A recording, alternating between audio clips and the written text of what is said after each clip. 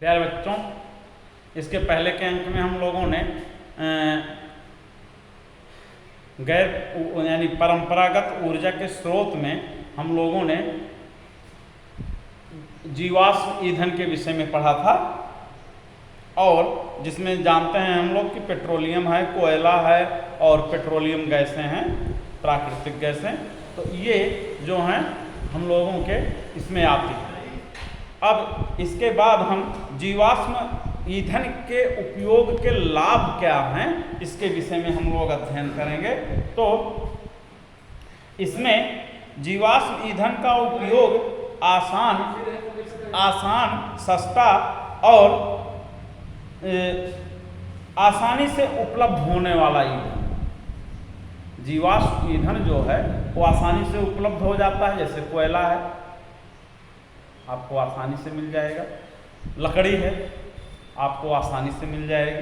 तो ये सुविधाजनक भी होता है, कहीं ज़्यादा एक्सीडेंट होने की संभावना नहीं होती है। आप एक बोझ लकड़ी जो है गठिया लीजिए, बांध लीजिए रस्सी से, लेकर के एक स्थान से दूसरे स्थान को चले जाइए, या एक बोरी में एक झोले में कोयला रख लीजिए और गठिया करके लेकर चले जाइए। ले जाने में सुविधाजनक ये सब चीज़ें, लेकिन अब इसकी जो हानियां हैं वो तो अलग बात है। तो इसमें होता क्या है कि जैसे ये जीवाश्म ईंधन उपयोग में आसान है, सस्ता है और सुविधाजनक है तथा आसानी से उपलब्ध है। ये 4-5 लाभ इसके हैं।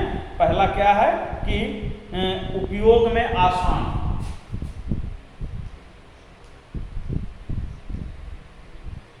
उपयोग में आसान,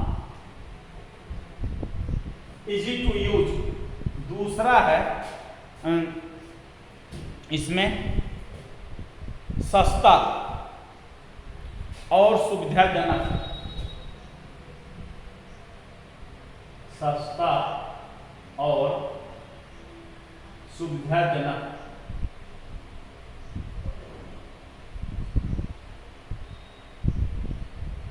सस्ता और सुविधाजनक यानी चीप एंड कन्वीनियंट। तो सस्ता भी होता है, सुविधाजनक भी होता है और आसानी से उपलब्ध होता है।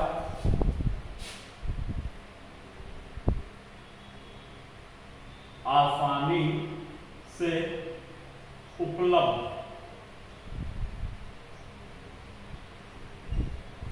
इजीली अवेलेबल है ये। तो ये 3 लाभ हैं, और इसकी जो प्रमुख हानियां हैं उनको हमें देखना है कि जीवाश्म ईंधन से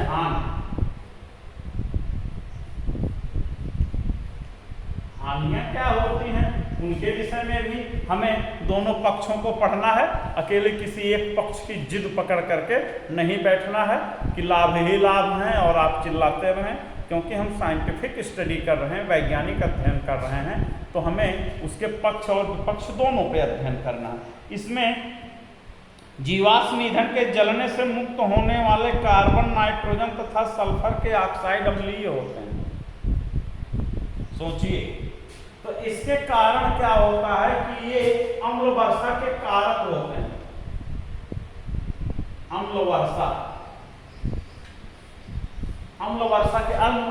क्या होती है, जैसे इन जीवाश्म ईंधनों के जलने से आपको कार्बन, नाइट्रोजन और सल्फर के ऑक्साइड्स प्राप्त होते हैं, मुख्य रूप से जो ये वायुमंडल की नमी अथवा वर्षा के जल से रिएक्शन करके, अभिक्रिया करके ये अम्ल बनाते हैं, और वो बरसात के रूप में, वर्षा जल के रूप में पृथ्वी पर आता है और वो हानिकारक होता है। जैसे सल्फर डाइऑक्साइड, जो कि सल्फर का ऑक्साइड है, जल से रिएक्शन करके सल्फ्यूरस अम्ल, सल्फर ट्राइऑक्साइड जल से अभिक्रिया करके ये जो है सल्फ्यूरिक अम्ल बनाएगा, और उसके बाद ये वर्षा के रूप में नीचे आता है, और उसके बाद नाइट्रोजन के ऑक्साइड्स मिलकर के नाइट्रिक अम्ल, नाइट्रस अम्ल इत्यादि को बनाते हैं।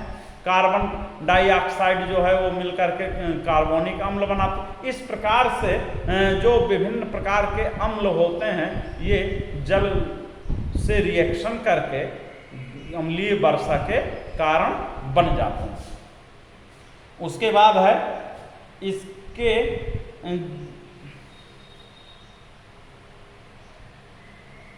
ग्रीन हाउस इफेक्ट हरित गृह प्रभाव जो प्रदूषक गैसें होते हैं जो इनके जलने से निकलते हैं, मुक्त होते हैं, जैसे कार्बन डाइऑक्साइड। अब ये पृथ्वी के ऊपर एक जो है पर्यावरण को हानि पहुंचाने वाली कवर बना लेती है, जिसे हम ग्रीन हाउस इफेक्ट कहते हैं। चूँकि ये ग्रीन हाउस जो सामान्यतः प्रकाश संश्लेषण में उपयुक्त होने वाली गैस है, तो इस आधार पर यह जो प्रभाव उत्पन्न होता है ये पृथ्वी की गर्मी को वापस अंतरिक्ष में नहीं जाने देता है, परिणाम स्वरूप पृथ्वी का तापमान बढ़ जाता है। तो ये इस प्रकार से प्रदूषण वगैरह के काम करते हैं बायो ईंधन। अब इसके बाद ये वायु ईंधन के हो गए। अब उसके बाद जो और परंपरागत स्रोत हैं इसमें अब ताप विद्युत संयंत्र,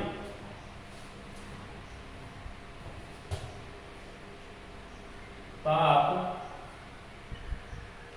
विद्युत संयंत्र,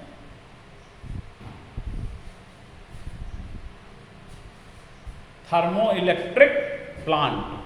तो इन थर्मो इलेक्ट्रिक प्लांट में होता क्या है कि तापीय विद्युत संयंत्र में जीवाश्म ईंधन के दहन द्वारा उत्पन्न ऊष्मीय ऊर्जा को विद्युत ऊर्जा में वो किया जाता है, परिवर्तित किया जाता है। जैसा कि हम लोगों ने जनरेटर पढ़ा हुआ है, तो जनरेटर एक ऐसी युक्ति है जो गतिज ऊर्जा को विद्युत ऊर्जा में बदल देती है। तो उसी का उपयोग इसमें किया जाता है कि बड़े बड़े बॉयलर में, उबलने वाले बर्तनों में पानी को भर दिया जाता है, उसको जीवाश्म ईंधन के द्वारा, चाहे कोयले के द्वारा नीचे जला करके उस पानी को उबाल करके भाप में बदला जाता है। उस भाप को पतली जेट के जरिए टरबाइन की पंखुड़ियों पर भेजा जाता है और टरबाइन का प्रोपेलर जो है वो गतिमान होता है, जिससे टरबाइन से विद्युत ऊर्जा उत्पन्न होती है। तो इस प्रकार ये जीवाश्म ईंधन के द्वारा चलने वाले तापीय संयंत्र हैं, विद्युत तापीय संयंत्र, जिसको हम लोग थर्मो इलेक्ट्रिक प्लांट कहते हैं, जो national thermal power corporation NTPC के रूप में हमारे देश के कई स्थानों पर स्थापित हैं।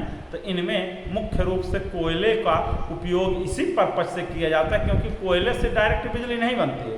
कोयले से पहले पानी को उबाला जाता है, उस उबलते हुए पानी से उत्पन्न भाप को पतले पतले जेट के रूप में पाइप से जो है वो गुजारा जाता है किसके ऊपर, जो टरबाइन के लगे हुए प्रोपेलर्स होते हैं, पंखुड़ियाँ होती हैं, तो वो नाचने लगती हैं और उनके नाचने से ही ये जो है विद्युत ऊर्जा टरबाइन से जनरेटर के द्वारा प्राप्त होती है।